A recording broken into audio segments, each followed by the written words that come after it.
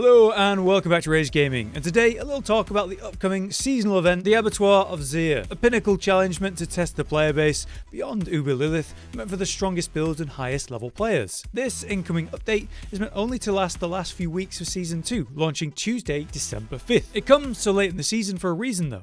These pinnacle challenges we should expect each season from here on out will come roughly 2 months into said season for its final month. By then, we should have got all our uniques, ideal items, the full set, and actually be roughly level 100 to take the challenge on. I actually think this is a clever way to do it, a good way to inject some fresh interest and content into the game right around the point the player base begins to sort of flag, and to prepare our characters to the max in multiple builds because you won't know what challenge it will be. Let's talk about what we need to know, what you probably need to do now so you're ready for its launch in December, because the fact is there's a few things you're going to want to get done before it launches or you'll be totally walled out. To engage with it once it's dropped, you'll be using sigil powder at the occultist to craft the new bloodforged sigils. These bloodforged dungeons go from tiers 1 to 25, capped at a noticeably smaller number compared to the 1 to 100 nightmare dungeons, but the bloodforged dungeons are meant to be much more difficult, especially the difference between one tier to another. And while the details on them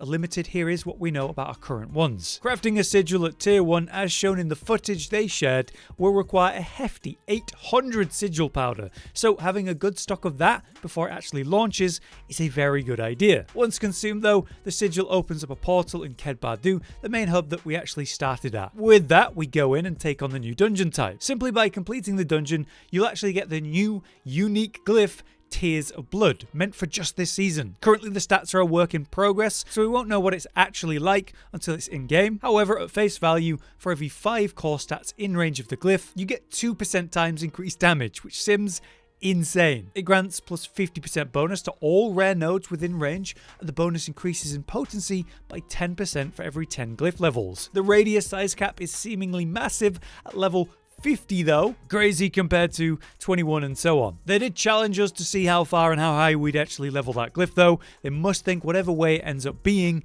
it's going to be one we're all going to run and want to level up. The other thing we get when completing the Bloodforged dungeon is a new recipe that then allows you to craft a new Bloodforged sigil just 1 tier higher than the one you just did. So if you were to do this all solo, you'd need to do each and every tier individually, from 1 to 24 to finally reach the last tier 25. The way they explain that sounds like if you were hopping into a friends group and they're currently in a tier 7, you help complete it, well then you get the recipe to then craft a tier 8. So if that's true, that could be a big way to save time if you know anyone who's been doing them before you have. How do these dungeons actually work?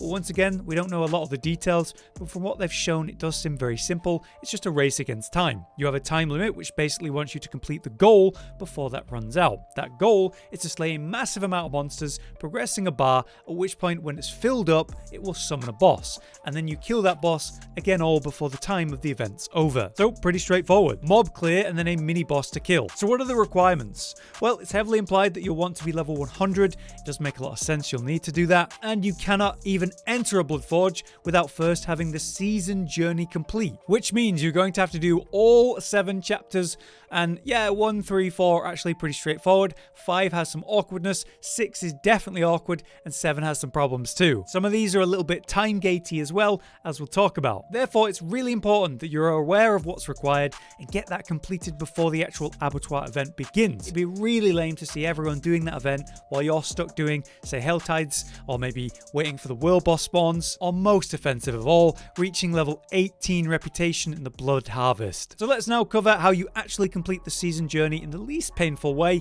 and again, I recommend you get on with this now, casually over the next few days or even weeks, because you'd really regret putting this off when the event drops on December 5th. Now, looking through the season journey, even within chapters 5, 6, and 7, there are a lot that are pretty self-explanatory, like where, a full set of sacreds and so on, reach level 50 nightmare dungeon. You don't need me to explain how to do these things. What I'm going to do is I'm going to go through this and show the ones that are a bit awkward, that do have some question marks about them, and talk about how I would advise you to do them. On the final chapter that, as you can see, I am still working on. You need to kill a total of 12 world bosses, so by doing that, you're probably going to end up killing at least one of each for the previous chapter, and I'm just working on that. This sucks because it's pretty time gated. I'm just waiting for them to spawn. I've got one in 9 minutes. I'm going to go do that, then I'll have to wait for 2 more over the next few days. This is worth doing now though, because you don't want to be caught having to do this when the event launches. The 2 that I'm going to ignore on this one is Labor of Love for the ridiculous amount of PvP stuff where Necromancers suck, but even if your class is good, PvP I don't think is very balanced or good in this game. And then we have Glyph Master,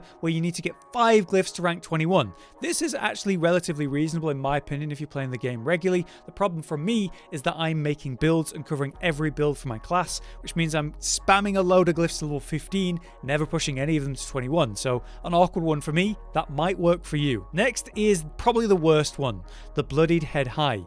Reach reputation level 18 in the Blood Harvest, which means your Hunter's Acclaim at these boards, you will need to have fully completed this. It's literally the last one. Of course, you'll be getting some nice loot while you do it, but my god is this process slow. As you can see, I've got 619 points currently into the 4,000 I need to reach level 17. This is by coming to the Blood Harvest events and doing the main Whispers. You can also just sit in the middle and farm the main Blood Harvest event for 150 blood lures, but ultimately I believe the best way to approach this is to be casual about it, doing it over a longer period. Each time you see there's a Blood Harvest up that's fresh, go to it, do all of the Whispers, complete it, get nice Hunter's Acclaim from that, also complete Whispers and get some body parts leading to more Vashan summons. It's all worth your time, but I wouldn't recommend overstaying. The only reason to stay to do the main Blood Harvest event in the center, again for the big lures, if a bunch of people are there. Whenever I go there, sometimes there's someone waiting and I end up saving some lures to do the event, or a bunch of people are there and they're just rotating it, doing like 3 or 4 in a row. That can be a lot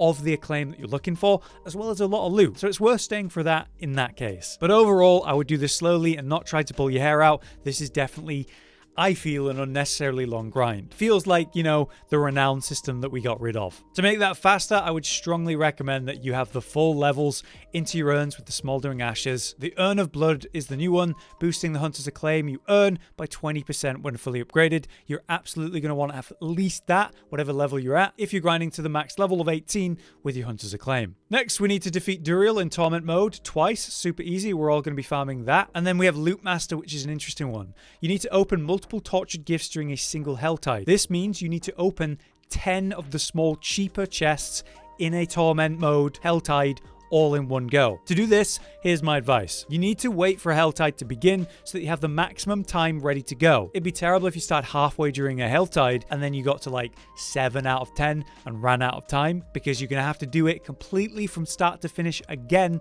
on the next one. If it's not worth it, wait until the next Helltide is about to begin and do it from minute 60. Do not open any chests while you're in there that cost more than 75 cinders. It is not worth it. This means it's potentially worth it to open the ring chests for 75 or one-hand weapons, but you can just stick to the armor ones that cost 75. Just farm cinders by doing mob pack to mob pack on your way to events, on your way to chests to see if it's 75 or not. Then open it if it is 75 and ignore it if it's not. You're going to need a total of 750 cinders in that case, which might sound worse than it is. I'm able to clear 4 steel chests in one Helltide. That's 1,200 cinders, and this is less than that by a notable amount. You can do this. Also, a cool tip is that when the hour resets, say it's 6:59 in your time zone, then it turns to 7, then we have an hour reset. That will refresh the chests, which means you might actually get all of your 75 cost chests in one area, one zone, which actually happened for me, which was really convenient. Ultimately, open 10 of the cheaper tortured chests within a single Helltide in World Tier 4, and you'll get that one done. The next one we're looking at is to equip 8 ancestral unique items simultaneously. If you're playing the game a lot, you're going to have these anyway, so it shouldn't be a problem. Completing a 90 tier nightmare dungeon might be harder for some people, but with them being a lot easier, if you've not tried it yet, do it. Find the strongest mob clear build that you have for your class, go for it. Or get some friends together and do it with them if that helps you. Tier 100s are nowhere near as difficult as they used to be though. The hardest one here is probably the Blessed Mother Departed, which is defeat the newly nerfed Echo of Lilith in World Tier 4 after reaching level 90. You're going to want your strongest single target build available, and to do your best to absolutely crush her, you'll need as much burst and DPS as possible to kill her before she can do her actual main mechanics. The more mechanics you bypass and ignore, like those annoying blood blisters that send out the one-shot missiles you've got to dodge, you can actually deal so much damage to her that we can bypass those mechanics. Makes it a lot easier. If you need to do it in a duo or a full group, whatever it needs to make this easier for yourself, do it. But it's also a really fun challenge. I'd strongly recommend it. As a Necromancer, I'd beat her with Bone Spear, of course, but also Bloodlance, and also now Infinite Mist, which is really fun. But yeah, fun challenge, and one I think you're going to need to do to complete this season journey. So, that's the details of our upcoming new event and what you need to do to be ready for it. I do think there's good and bad for this. Looking at the good first, I think it's a great idea to have a new pinnacle event that's unique to each season and a real challenge made for the best builds only. And it also exposes what builds truly are best for the challenge and maybe helps them be aware and, see what balance for the class really is like. I also like the idea that we can have different challenges each event. Maybe this time, sure, it's a mob clear race, but maybe next time it's a dedicated boss single target thing, or maybe it'll be a gauntlet or some sort. Who knows? But with them doing something different, I think it's going to be good. And using it as a way to add a new unique glyph for the last bit of the season, that seems really cool. And another clever way to let us go even more nuts at the end of a season, which can be fun. But like I said, there's definitely some bad here, like the requirements. Like in my opinion, the season journey requirements currently suck just because some of them are quite time-gated. Obviously, you need to kill 12 world bosses, and they spawn whenever they do. But much worse is the Hunter's Acclaim reaching the max rank of level 18. That is a really long and mindless grind for not really any good reward. If they lowered it to, say, reach level 12 to 15, something like that, it'd be much more manageable and less of a real chore. Any time-gated, grind, chore-related content, I'm usually against it. It limits my enjoyment of going to do things that are actually interesting and fun and worth doing. And I do feel like the execution looks a bit janky and overly expensive on like the sigil powder. Imagine you have to grind out powder to actually do this event. That sucked too. Maybe it feels and works better in play. Maybe they give you a lot of sigil powder through the event, but we'll see. Overall, I think it's a great way to add some new content and interest in the season, especially in that later period when a lot of people probably start to stop playing because there's nothing new going on. I feel like they're probably going to mess up the execution, making it a bit clunky or irritating in different surrounding ways, but as this is their first one, I do think they'll get better at it over time. But yeah, for now, I hope this has equipped you with the knowledge you need to know to actually prepare for this pinnacle event. If you have any extra information or advice for the topic, then let us know in the comments. But until next time, I've been Hollow, you've been you. Thank you for watching. See you in the next one. Josh, Cotton, and Hollow with the videos, dropping the humor like a hammer on your tippy toes, bringing entertainment on a daily arrangement to take our insanity and turn it into entertainment. Yes, I said entertainment twice, to reiterate that it is nice to look into your faces on a mostly daily basis when you let us in your homes to make the whole world a stage. Goodbye.